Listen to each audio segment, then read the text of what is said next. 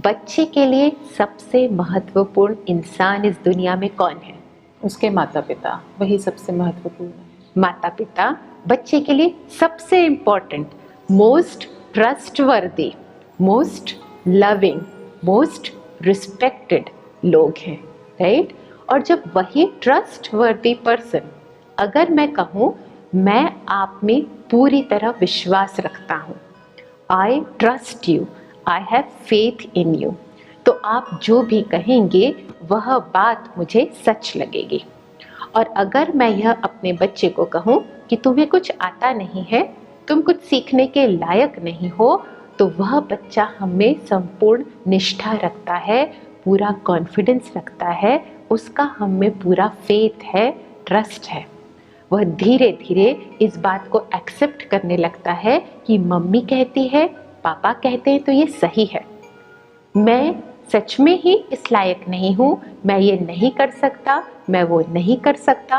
और धीरे धीरे क्या होता है, उसका सेल्फ कॉन्फिडेंस, सेल्फ रिस्पेक्ट नीचे आता जाता है। And then again there can be two categories. एक बच्चा ऐसा होता है जो ये हमेशा ही सोचने लगता है कि हाँ, माता पिता हमेशा सही हैं और वो जो कह रहे हैं कि मैं ऐसा नहीं हूँ, मैं ये नहीं कर सकता, वो बिल्कुल सच कह रहे हैं, और उसका कॉन्फिडेंस लो होता जाता है। एक ये केस हमने देखी। दूसरी केस ऐसे भी हो सकती है, बच्चे शुरुआत में तो सभी अपने माता पिता को पूरी तरह से ट्रस्ट करते हैं, पर धीरे धीरे जैसे ही वो बच्चा ग्रो होता है, एनवायरनमेंट के कांटेक्ट में आता है, एनवायरनमेंट से वह सीखने लगता है, और जो एनवायरनमेंट से सीखता है और जो अपने माता पिता से सुनता है, दोनों में भिन्नता होती है। तब वह ये जज करने लगता है धीरे धीरे कि अब तक मैं माता पिता को सही समझता था, क्या ये हमेशा ही सही रहते हैं? क्या ये सच कह रहे हैं या मेरे फ्रेंड्स सच कह रहे हैं? माता पिता कहते हैं कि कभी कोई गलत काम नहीं करना, और अगर मेरे फ्रेंड्स कहते हैं चलो एक्सप्लोर करके देखें, उस बात में मज़ा आएगा, तो वो सच है या मेरे माता पिता सच हैं? उसमें ये क्वेश्चंस, क्वेरीज आने लगती हैं अपने माता पिता के लिए, उनके लिए जो इस बच्चे के लिए सबसे ज़्यादा महत्वपूर्ण है। और अगर यही माता पिता कॉन्स्टेंटली उसी टेक्निक को यूज़ करें कि तुम तो कुछ भी नहीं हो, तुम्हें आता नहीं है, तुम गलत हो, तो क्या होगा?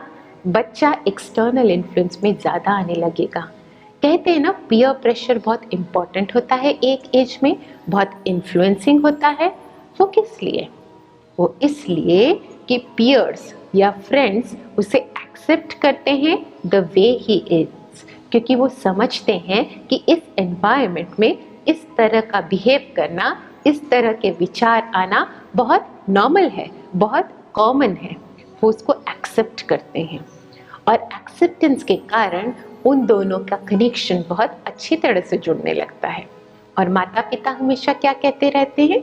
तुम गलत हो। मना, रिजेक्शन की भावना, I reject you when I say you are wrong. और रिजेक्शन के साथ साथ क्या होता है? दूरियां पैदा होती हैं, और दूरियां पैदा होने के बाद अब बच्चा अपने आप को किसके साथ एसोसिएट ज़्यादा करने लगेगा? वह अपनी बुराइयों के साथ खुद को एसोसिएट कर लेगा। वो सोचेगा मैं ही बुरा हूँ।